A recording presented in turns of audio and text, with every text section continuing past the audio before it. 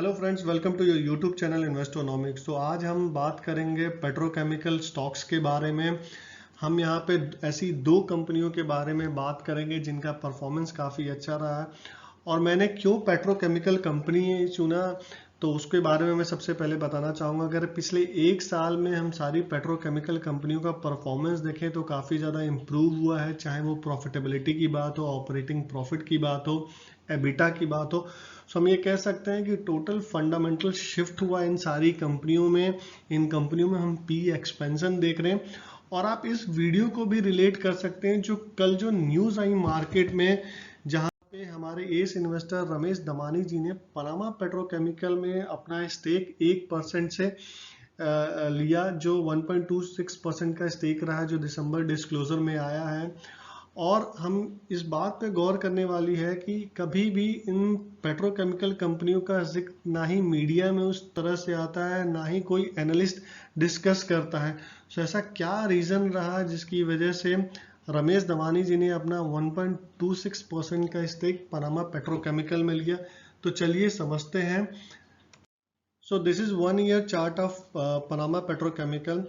जो इनका लोवेस्ट पिछले एक साल का लोवेस्ट रहा है वो समवेयर इन फेब 90 रुपीज़ का रहा है। और हाई आज का ही हाई रहा है जो 328 रुपये का हाई लगा है। तो जो मेजर मूव अगर आप देखें तो पिछले 2 दिनों में शेयर लगभग 250 रुपये से 328 रुपये पे चला गया, सिर्फ इसी न्यूज़ से। इसके अलावा भी अगर आप देखें तो पिछले एक साल में कंपनी का स्टॉक 3 से 4 गुना हो गया है। और ये सिर्फ न्यूज़ ड्रिवन नहीं है, कंपनी के परफॉर्मेंस की वजह से जो कंपनी का सेल्स और प्रॉफिटेबिलिटी क्वार्टर ऑन क्वार्टर जो इम्प्रूव है उसकी वजह से ये शेयर में इतना बड़ा रनअप आया है। तो चलिए डिटेल में समझते हैं। अब समझते हैं कुछ कंपनी के फाइनेंशियल। अगर मार्केट कैप कंपनी का देखें तो 1900 करोड़ का है। कंपनी का अगर हम स्टॉक पी देखें जो है वो 8.24 का है। ये अभी तक लगभग 5 से 6 पी चल रहा था, लेकिन 2 दिनों में जो स्पाइक है उसकी वजह से ये 8.24 हो गया। बुक वैल्यू देखें तो अभी भी काफ़ी कंफर्ट देता है, 111 रुपये का है। आरओसी 34 का है और आरओई 27 का है। तो मैं इस चीज़ की बात कर रहा था, ये पिछले एक साल में इतना ज़्यादा एक्सपेंशन हुआ है। और आपको आगे फाइनेंशियल देख के समझ में आएगा। ये कंपनी का मैंने क्वार्टरली रिजल्ट जहाँ पे देखा तो आप देखिए कहाँ 325 करोड़ से चालू होके जो जो हमारा सितंबर गया उसमें 563 करोड़ का उन्होंने रेवेन्यू क्लॉक किया। अगर ऑपरेटिंग प्रॉफिट देखे जो मैंने रेड से हाईलाइट किया है वो 82 करोड़ पे आ गया है। और ऑपरेटिंग मार्जिन की बात करें तो जहाँ पे 8% का ऑपरेटिंग मार्जिन था वो कहीं ना कहीं बढ़ के 15% हो गया है। अब बात करते हैं प्रॉफिट बिफोर टैक्स की। तो जो लास्ट ईयर सितंबर FY20 में 24 करोड़ का ऑपरेटिंग प्रॉफिट था वो बढ़ के 79 करोड़ हो गया है। और नेट प्रॉफिट देखिए 18 करोड़ से बढ़ के ये क्वार्टर में 62 करोड़ हो गया है। ईपीएस देखिए एक्सपेंशन हो रहा, कहाँ 3 का ईपीएस करती थी वो बढ़ के सितंबर के इस क्वार्टर में 10.24 रुपीज़ का ईपीएस हो गया है। सो ये कंपनियों में देखें अगर आप तो फंडामेंटली काफ़ी ज़्यादा सुधार आया है। और जो कंपनी का पी एक्सपेंशन है काफ़ी हो रहा है।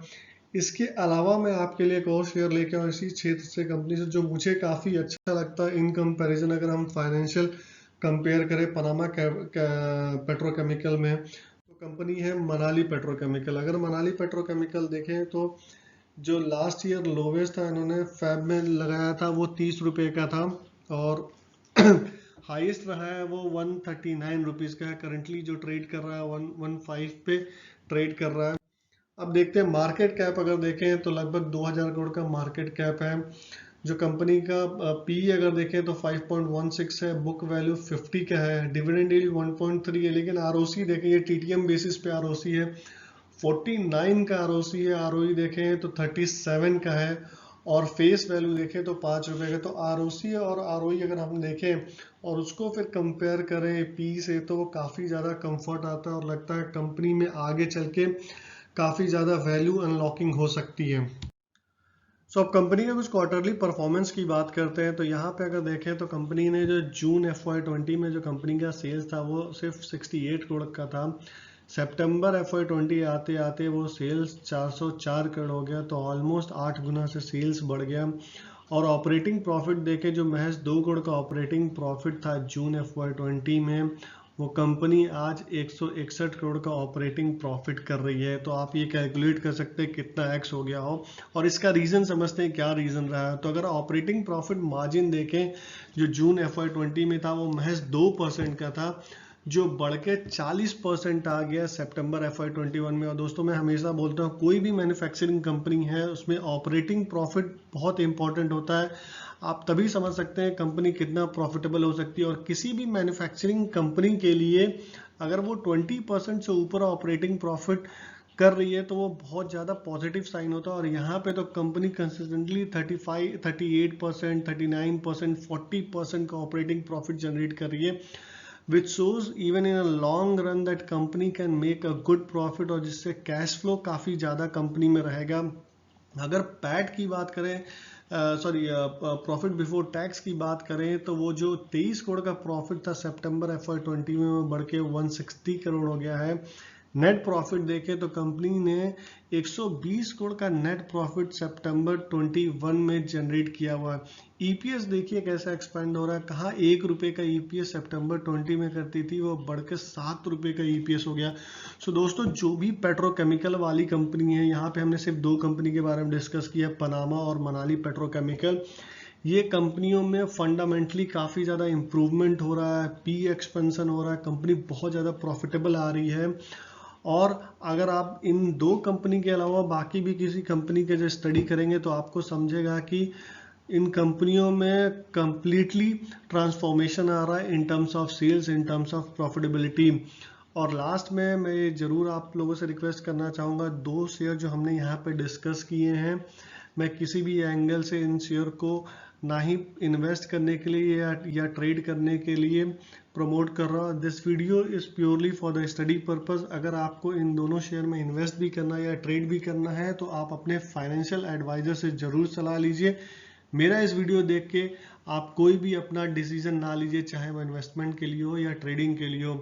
So friends, I will stop my video over here. अगर आपको ये वीडियो अच्छा लगा हो तो लाइक कीजिए, सब्सक्राइब कीजिए और कमेंट करके बताइए, even if you want some other share where I can do some kind of study and present to you. Till then, thank you, take care.